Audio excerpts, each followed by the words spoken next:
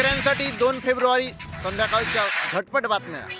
राज्यात लवकरच शिक्षक भरती, पदभरतीच्या जाहिराती या आठवड्यात पूर्ण होणार।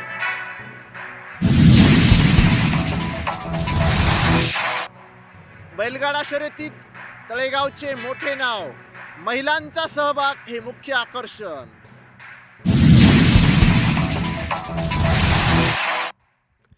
फेब्रुवारी महिन्यात थंडी कमीच राहणार, सरासरीपेक्षा अधिक पावसाची शक्यता, हवामान विभागाकडून अंदाज जारी।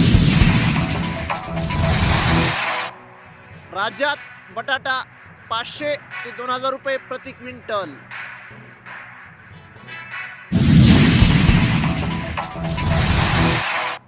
तुरीने वेलांडला 10,000चा टप्पा, शेतकऱ्यांना दिलासा, उत्पादन घटल्याने लाभ होईना।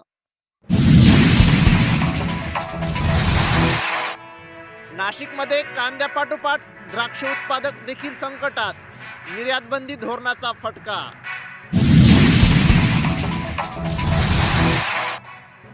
टोमॅटोला भाव मिळाल्याचा आनंद तर कापूस भाव पडल्याचे दुःख, कापसाने आणले शेतकऱ्यांना अडचणी।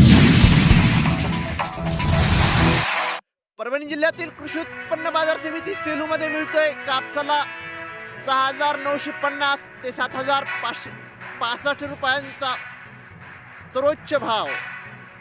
पावसात भिजलेल्या कापसाला 5,500 ते 6,400 रुपयापर्यंतचा भाव भेटत आहे।